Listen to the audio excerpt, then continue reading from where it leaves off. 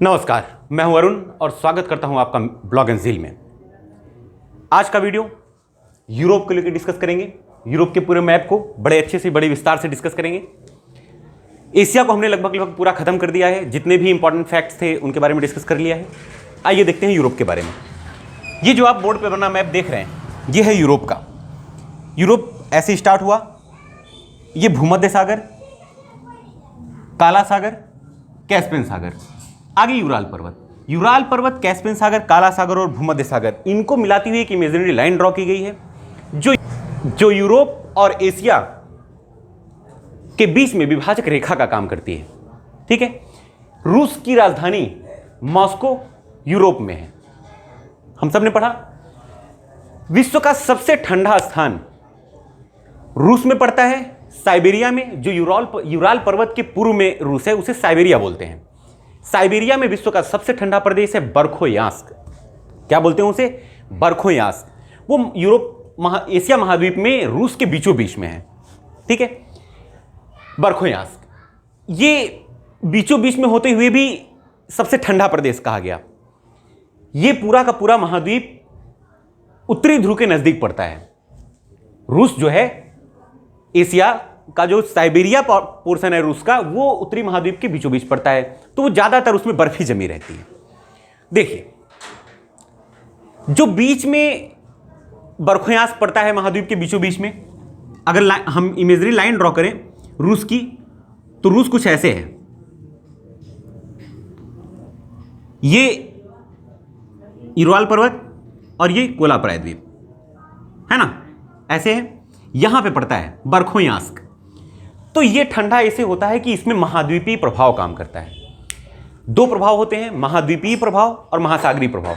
कुछ ऐसे फैक्ट्स हैं जिनको डिस्कस कर लेने पे समझने में आसानी हो जाती है। इसके बारे में भी डिस्कस करेंगे कि मुर्मंस्क बंदरगाह यहां पे है और 365 दिन, साल के 365 दिन कैसे एक्टिवेट रहता है। क्या रीजन है कि ये 365 दिन इस एरिया में बर्फ नहीं पड़ती, बल्कि ये उत्तरी ध्रुव के बहुत नजदीक है फिर भी, है ना। देखिए, तो महाद्वीपीय प्रभाव और महासागरीय प्रभाव होता क्या है? महाद्वीपीय प्रभाव वो होता है कि महाद्वीप देर से जल्दी गर्म होते हैं और जल्दी ठंडे हो जाते हैं, जो महाद्वीप होते हैं। बट महासागर कंपैरिजन टू महाद्वीप देर से गर्म होते हैं और देर से ठंडे होते हैं, है ना। तो ये एरिया जो है, अगर देखा जाए तो जो यूरोप है वो चारों तरफ से महासागरों से घिरा हुआ है ना, महासागरों से घिरा हुआ है। यही कारण है कि महासागरों से घिरा होने के कारण अगर ये सूर्य की रोशनी से महासागर आसपास के गर्म हुए, देर से गर्म होंगे और देर से ठंडे होंगे, तो गर्म होने की वजह से जो आसपास का एरिया है वहां भी टेम्परेचर नॉर्मल बना रहेगा, बड़ा ही नॉर्मल बना रहेगा। बट अगर इसकी बात करें तो यूरोप में जो रूस का साइबेरिया वाला पोर्शन है, वहां से जो महासागरों की कंडीशन है वो काफी दूर है। अगर देखा जाए तो यहां से महासागरों की कंडीशन काफी दूर है। तो अगर महासागर गर्म होते भी हैं तो इनकी पहुंच यहां तक नहीं है कि नहीं? इनकी गर्मी का प्रभाव इन एरिया तक नहीं है। यहां पे देखा जाए तो जमीन सक्रिय होती जा रही है। जमीन जो है, जो यूरोप महाद्वीप का एरिया है, वो सकरा होता जा रहा है, ट्रायंगल का शेप लेता जा रहा है ना, ट्रायंगल का शेप ले लिया है।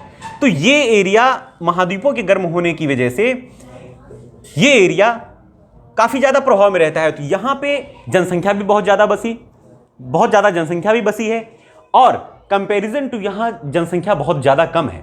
जो रूस का साइबेरिया वाला पोर्शन है, यहां पे जनघनत्व, शहरों का विकास बहुत कम है। रीजन यही है कि यहां पे जो दिन और रात का रेशियो वहां वो बहुत डिफरेंस है दिन और रात के रेशियो में, है ना। यही कारण है कि महाद्वीप जल्दी गर्म हो रहे हैं, जल्दी ठंड होने की वजह से बरखोयांस्क महाद्वीपों के बीचों बीच ठंडा, विश्व का सबसे ठंडा प्रदेश है। क्योंकि यहां पे महासागरीय प्रभाव काम नहीं कर रहा है, यहां पे महाद्वीपीय प्रभाव काम कर रहा है।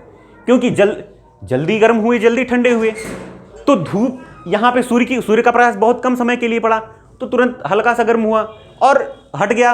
रातें बड़ी होती हैं तो मतलब ठंडा काफी समय तक रहता है। इसलिए ये बरखोयांस्क जो है विश्व का सबसे ठंडा प्रदेश कहा गया। अब देखिए, जो इसके नीचे भूमध्य रेखा है, भूमध्य रेखा अफ्रीका से होकर गुजरती है, जिसे हम विषुवत रेखा बोलते हैं। अगर देखा जाए तो कुछ ऐसी कंडीशन में है, थोड़ा मैप नीचे हो रहा है, ऐसी कंडीशन में अगर इमेजिन करें तो ये भूमध्य रेखा है। भूमध्य रेखा यानी कि विषुवत रेखा पर सूर्य की किरणें वर्ष भर लंबवत पड़ती हैं, ये हम सब ने पढ़ा। विषुवत रेखा पर जब सूर्य की किरणें वर्ष भर लंबवत पड़ती हैं तो जो विषुवत रेखा के आसपास से होकर गुजरने वाले महासागर हैं वो भी गर्म होंगे। महासागर में जो वाटर का, जो पानी का इवोपरेशन होता है वो हर टेम्परेचर पे होता है। ऐसा नहीं है कि जब 100 डिग्री होगा तभी बॉयल होगा और इवोपरेट होगा, नहीं। जब सूर्य की रोशनी पड़ रही है विषुवत रेखा पर लंबवत तो महासागर जो है उन पर भी पड़ रही है। भाई विषुवत रेखा महासागरों से भी तो होकर गुजरी है, अफ्रीका महाद्वीप से होकर गुजरी, फिर बीच में अरब सागर पड़ा, हिंद महासागर पड़ा, है ना, इंडोनेशिया पड़ा। तो देखिए ये चीजें क्या है कि सूर्य की रोशनी उन पे भी पड़ी तो हर टेम्परेचर पे महासागर मतलब पानी का इवोपरेशन हुआ। पानी का जब इवोपरेशन हुआ तो यहां टेम्परेचर क्या होता है कि यहां टेम्परेचर नॉर्मल बना रहता है, क्योंकि जब पानी का इवोपरेशन होगा तो वाष्प बनेगी तो बादल में नमी होगी, हवाओं में नमी होगी तो बारिश करने में कोई दिक्कत नहीं है, बारिश हो जाएगी आराम से। हवाओं में नमी होने की वजह से जैसे ही पर्वतों से टकराएगी एडियाबेटिक प्रभाव की वजह से बारिश हो जाएगी, है ना। तो सेम रीजन यहां पे है। तो इस एरिया में जब यहां से हवाएं गर्म हुई, यहां पानी गर्म हुए, हवाएं गर्म हुई विषुवत रेखीय प्रभाव की वजह से, है ना। और देखिए हवाओं ने नमी को एब्जॉर्ब किया और यहां पे जितने भी पर्वत हैं उनसे टकराया और एडियाबेटिक प्रभाव की वजह से बारिश हुई। तो यहां पे खेती के लिए भी ज्यादा परेशानी नहीं, खेती के लिए भी काफी ज्यादा भूमि का विकास हुआ। तो यहां कंपैरिजन टू एशिया में रूस का जो साइबेरिया वाला एरिया है, साइबेरिया वाला एरिया में जनघन तो कम है अपेक्षाकृत यूरोप में। यूरोप काफी ज्यादा डेवलप्ड है, काफी ज्यादा विकसित है, सारी चीज खेती, शहरीकरण, सब कुछ में यूरोप बहुत ज्यादा आगे है। थोड़ा सा परिचय ले लेते हैं। अब देखिए भूमध्य रेखीय धारा, जब भूमध्य रेखा पर विषुवत की किरणें लंबवत पड़ी, पानी गर्म हुआ, हवाएं भी गर्म हुई, हवाएं गर्म होके और जलधाराएं गर्म होके आगे की ओर बढ़ी। जलधाराएं जब गर्म होकर आगे की ओर बढ़ी इस डायरेक्शन में, ये जलधाराएं क्या होती हैं, जो गर्म हो जाती हैं वो ध्रुवों की ओर चलना शुरू कर देती हैं। भाई जैसे एक भगोने में पानी अगर बॉयल करें तो जो गर्म पानी होता है, जो तली में सबसे ज्यादा हीट के संपर्क में आता है वो बॉयल होता है, गर्म होता है, वो गर्म होके ऊपर आता है, क्योंकि वो हल्का हो गया। और पानी में जो भारी है, जो पानी ठंडा है, भारी है, वो वापस होके नीचे जाता है। तो ये प्रक्रिया गर्म वाले के ऊपर, ठंडे वाला नीचे, गर्म वाला ऊपर, ठंडे वाला नीचे, ये चलता रहता है। तो सेम यहां पे भी है, विषुवत रेखा में पानी गर्म हुआ, गर्म होकर पानी ऊपर उठा आया। तो यही जलधाराएं जो है, जलधाराएं एक होती है, एक ही जलधारा विषुवत रेखा से जो गर्म हुई वही ट्रेवल की, लेकिन जिस जिस जगह पे पहुंचती है उन जगहों पे इस जलधारा को अलग अलग नामों से जाना जाता है, देखिए यहां से विषुवत रेखीय गर्म जलधारा उठी, ऊपर की ओर गई। अब ये उत्तरी ध्रुव की ओर जाने का प्रयास कर रही है क्योंकि ये हल्की हो गई है, उत्तरी ध्रुव की ओर जाएगी और उत्तरी ध्रुव का जो ठंडी जलधारा है वो वापस की। फिर से देख लेते हैं, जो विषुवत रेखा है, विषुवत रेखा से गर्म जलधाराएं उठी और ऊपर की ओर आगे बढ़ी। ये थोड़ा मैप में क्लियर नहीं हो रहा था, कैमरे में शो नहीं हो रहा था। ऊपर की ओर बढ़ी कहां जा रही है? उत्तरी ध्रुव की ओर। विषुवत रेखा से जो गर्म जलधाराएं ऊपर उठती हैं, गर्म कैसे हुई? सूर्य की किरण विषुवत रेखा पर वर्ष भर लंबवत पड़ती हैं, तो वर्ष भर यहां पे गर्म जलधाराएं ही प्रवाहित होती हैं। और गर्म जलधाराओं की प्रकृति होती है कि वो ऊपर की ओर जाएंगी और ठंडी जलधारा नीचे की ओर आएगी। मतलब जो वाटर मॉलिक्यूल होते हैं, जो द्रव के जल के कण होते हैं, गर्म होने पे ऊपर आते हैं हल्के होकर और भारी कण नीचे बैठते हैं। वैसे ही गर्म जलधारा ऊपर की ओर बढ़ी, ऊपर की ओर बढ़ती हुई जब उत्तरी ध्रुव की ओर गई, उत्तरी ध्रुव की ओर जैसे ही जाती है, नीचे की ओर उत्तरी ध्रुव से जलधाराएं आना, इनकी जगह कवर करना शुरू कर देती हैं। तो विषुवत रेखा से जो भी जलधाराएं ऊपर की ओर उठेंगी वो हमेशा गर्म जलधाराएं होंगी। ध्यान रखेंगे, विषुवत रेखा से ध्रुवों की ओर जाने वाली जलधाराएं गर्म जलधाराएं और ध्रुवों से विषुवत रेखा की ओर आने वाली जलधाराएं ठंडी जलधाराएं होती हैं। तो यहां से इसे गल्फ स्ट्रीम बोलते हैं। जब उत्तरी अमेरिका के पास में ट्रेवल करती है गल्फ स्ट्रीम, आगे बढ़ती है तो इसे नॉर्वेजियन की जलधारा बोलते हैं, नॉर्वेजियन की गर्म जलधारा। यही जलधारा ट्रेवल करके यहां तक पहुंचती है, और यही रीजन है कि ये मुर्मुस्क बंदरगाह जो है, कोला प्रायद्वीप का मुर्मुस्क बंदरगाह, वर्ष भर ये एरिया गर्म रहता है। इसी के प्रभाव की वजह से जो गल्फ स्ट्रीम है, नॉर्वेजियन की गर्म जलधारा, और यहां पर साल भर, वर्ष भर बंदरगाह एक्टिवेटेड रहता है, वर्ष भर बिजनेस होते रहते हैं, पानी जम नहीं पाता है। यही रीजन है। ठीक है, क्लियर हुआ। मुर्मुस्क बंदरगाह में 365 दिन व्यापार क्यों होता है, क्यों 365 दिन खुला रहता है? बाकी सारे बंदरगाह आसपास के बंद हो जाते हैं, मगर ये बंदरगाह हमेशा ओपन रहता है। रीजन यही विषुवत रेखा की जो गर्म जलधारा है गल्फ स्ट्रीम वाली, जो आगे चल के नॉर्वेजियन की गर्म जलधारा कही गई, वही यहां ट्रेवल करके आती है और इस एरिया को गर्म करके रखती है। इसके ऊपर का एरिया तो गड़बड़ है। इसके ऊपर का एरिया तो ऊपर पूरा बर्फ जम जाता है, नीचे की ओर पानी ट्रेवल करता है ना। पूरी बर्फ की मोटी मोटी लेयरें जमी रहती है, नीचे पानी रहती है, पानी में भी जीव, उस पानी में भी जीव जीवित रहते हैं, है ना। ठीक है, तो ये था मुर्मुस्क बंदरगाह के साल भर एक्टिवेटेड रहने का रीजन। आइए मैप के बारे में थोड़ा सा और जानते हैं। जो यूरोप महाद्वीप है, यूरोप महाद्वीप को पूरा का पूरा प्रायद्वीपों का प्रायद्वीप बोला गया है ना। प्रायद्वीपों का प्रायद्वीप हम किसे बोलते हैं? तीन ओर से जल राशि से घिरी हुई जमीन को, घिरे हुए स्थलखंडों को प्रायद्वीप बोलते हैं। ये पूरा का पूरा अगर देखा जाए तो प्रायद्वीप है। कैसे? इधर की ओर अटलांटिक महासागर, इधर की ओर अटलांटिक महासागर, पश्चिम की ओर, उत्तर की ओर आर्कटिक सागर। ये छोटा सा यहां पे उत्तरी सागर है ना, उसे अभी ध्यान नहीं देंगे। कई सागर हैं, छोटे छोटे सागर बना दिए गए हैं। बाल्टिक सागर यहां पे, ये पूरा का पूरा महाद्वीप प्रायद्वीपीय है। देख लेते हैं। इसे प्रायद्वीपों का प्रायद्वीप बोला जाता है क्योंकि तीन ओर से जलराशियों से घिरा हुआ है, तीन ओर से जलराशियों से घिरा है ना। देखिए, पश्चिम में अटलांटिक सागर, पश्चिम में कौन सा सागर है? पश्चिम में है अटलांटिक सागर, पश्चिम में अटलांटिक सागर, उत्तर में आर्कटिक सागर, है ना। नीचे दक्षिण में भूमध्य सागर। इसलिए ये पूरा का पूरा एरिया प्रायद्वीपीय है ना। पूरा का पूरा एरिया प्रायद्वीपीय है। प्रायद्वीपों में भी कई छोटे छोटे प्रायद्वीप बटे हुए हैं, देखेंगे। जैसे ये पूरा का पूरा जो एरिया आप देख रहे हैं, यह है कोला प्रायद्वीप। कोला प्रायद्वीप रूस का है ना। यह है कोला प्रायद्वीप, कोला प्रायद्वीप।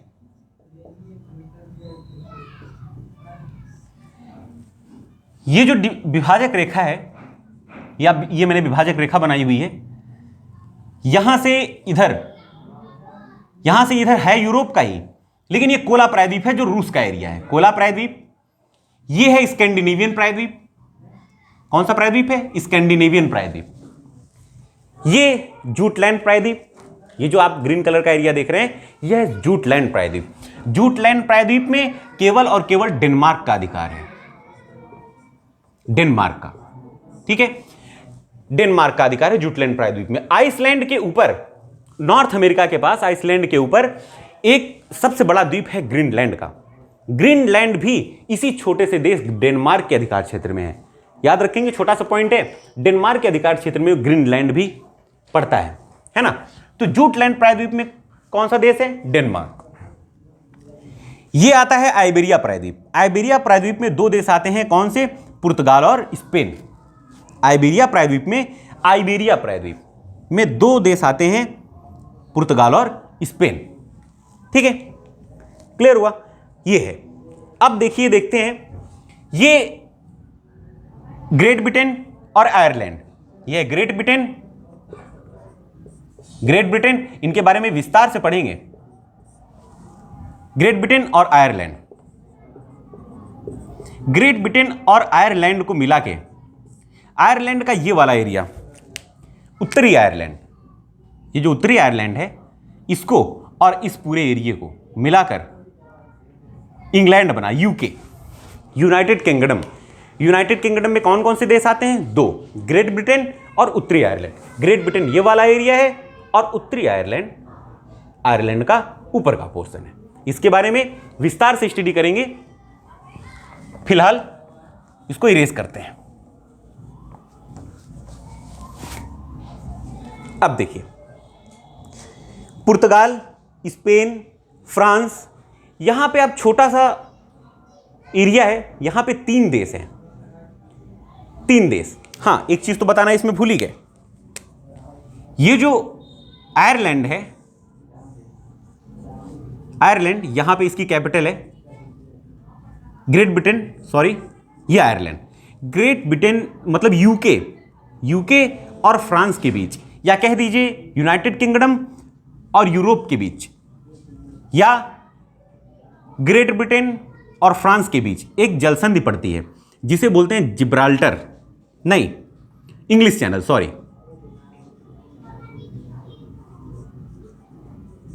इंग्लिश चैनल, जिब्राल्टर यहां पे इंग्लिश चैनल बोलते हैं, इंग्लिश चैनल। इंग्लिश चैनल को एक और संधि के नाम, जल संधि के नाम से जाना जाता है जिसे बोलते हैं डोबर जल संधि, डोबर जल संधि, ठीक है। वो यूनाइटेड किंगडम और फ्रांस के बीच में पड़ती है डोबर जल संधि, ठीक है। अब स्पेन और यहां पे है मोरक्को, साउथ अफ्रीका का मोरक्को देश है, मोरक्को।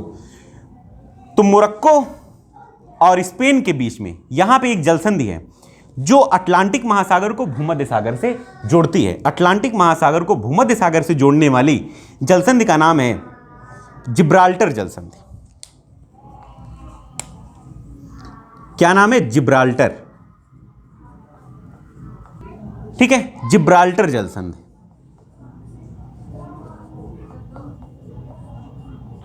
जिब्राल्टर जलसंधि बोलते हैं जो स्पेन और मोरक्को के बीच में भूमध्य सागर और अटलांटिक महासागर को जोड़ती है। याद रखेंगे इनके बारे में जलसंधियां एक यहां पे, और ये इंग्लिश चैनल को डोबर जलसंधि के नाम से जानते हैं। यहां पे भी जलसंधियां हैं, विस्तार से पढ़ेंगे। फिलहाल परिचय, इंट्रोडक्शन ले लेते हैं। इसमें भी कुछ ऐसे इंपॉर्टेंट फैक्ट्स निकल के आएंगे जो एग्जाम पॉइंट ऑफ व्यू से बहुत ज्यादा इंपॉर्टेंट है, और थोड़ा सा समझ विकसित करने के लिए एक इंट्रोडक्शन का होना मैप के लिए ज़्यादा जरूरी होता है। मैं फिर से वही रिपीट करूंगा कि आप मेरे साथ ऑक्सफोर्ड का स्टूडेंट एटलस खरीद के रखिए, उसको मैच करते हुए पढ़ेंगे तो ज़्यादा अच्छे से क्लियर होता है ना। देखिए यहां पे जो आप भूमि देख रहे हैं ये थोड़ी सी निचली जमीन है, और इनकी खास बात क्या है कि यहां पे खेती करने योग्य भूमि बहुत ज़्यादा कम थी।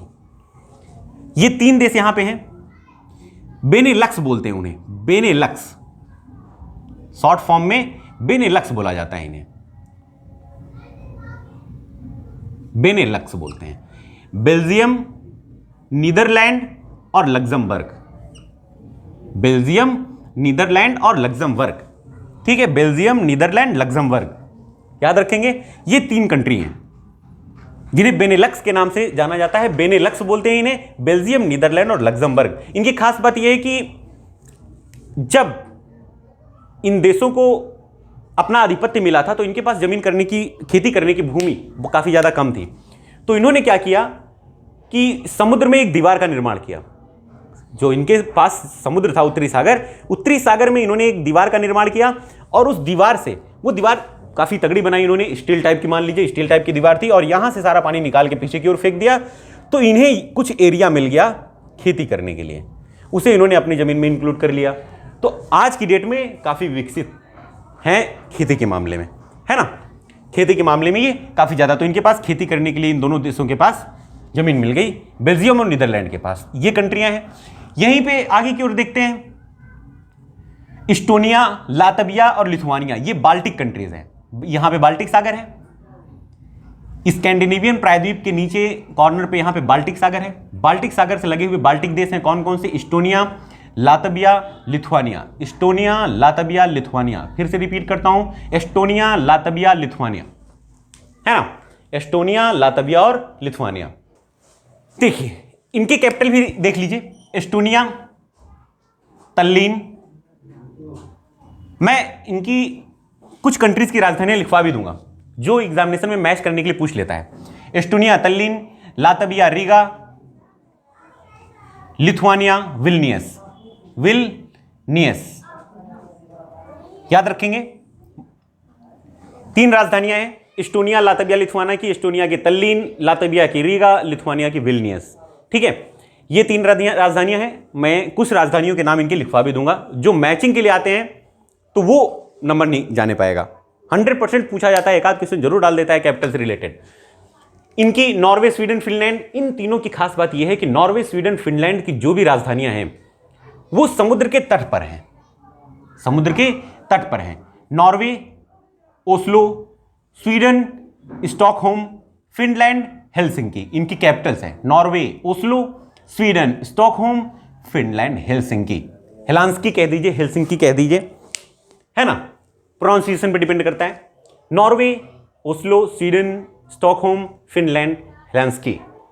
ठीक है, ये तीनों राजधानियां तट पर हैं। कई बार पूछ लिया जाता है तट पर हैं या द्वीप पर, मेनलैंड पे पड़ती हैं, तो ये तीनों राजधानियां तट पे पड़ती हैं, महासागर के तट पर पड़ती हैं तीनों की राजधानियां, जो स्कैंडिनेवियन प्रायद्वीप पर हैं कंट्रीज उनकी। अभी देखते हैं स्कैंडिनेवियन देश कौन कौन से हैं। हमारा दिमाग तुरंत जाएगा कि नॉर्वे, स्वीडन, फिनलैंड, क्योंकि ये स्कैंडिनेविया प्रायद्वीप पे है। नहीं, नॉर्वे, स्वीडन, फिनलैंड, डेनमार्क और आइसलैंड। आइसलैंड आप देख रहे हैं, ये आइसलैंड, आइसलैंड भी स्कैंडिनेवियन प्रायद्वीप, स्कैंडिनेवियाई देशों का हिस्सा है। क्या है? नॉर्वे, स्वीडन, फिनलैंड, डेनमार्क और आइसलैंड, है ना। टोटल 5 कंट्रीज हुए। आइसलैंड जो है सबसे उत्तरी राजधानी है, सबसे उत्तर की ओर। आइसलैंड कंट्री है, इसकी कैपिटल है रेकजाविक। आइसलैंड की कैपिटल है रेकजाविक। आइसलैंड की कैपिटल जो रेकजाविक है, ये सबसे उत्तरी राजधानी है, सबसे उत्तर की ओर है। आइसलैंड की कैपिटल क्या है? रेकजाविक।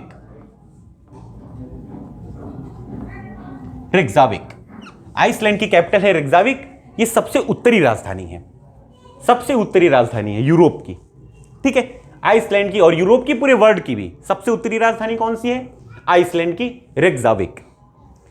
यूरोप की सबसे पश्चिमी राजधानी की बात करें, यूरोप की सबसे पश्चिमी राजधानी, तो सबसे पश्चिमी कंट्री कौन सा है? पुर्तगाल। पुर्तगाल की राजधानी, पुर्तगाल जब सब कंट्री सबसे पश्चिमी है ना, तो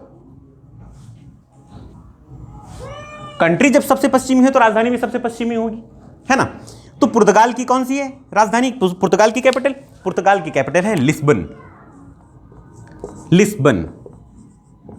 यह है सबसे पश्चिमी राजधानी, सबसे पश्चिमी राजधानी। पुर्तगाल की कैपिटल क्या है? लिस्बन है सबसे पश्चिमी राजधानी।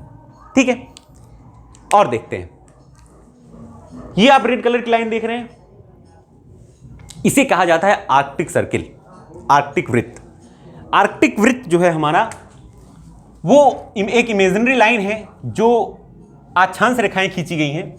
ये 66.5 डिग्री अक्षांश रेखा है। तो 66.5 डिग्री अक्षांश रेखा ये किन किन देशों से होकर गुजरती है? कई बार इसे बोलते हैं आर्कटिक वृत्त। आर्कटिक वृत्त, तो ये कई बार एग्जाम में पूछ लिया गया है कि किन किन देशों से होकर गुजरता है आर्कटिक वृत्त।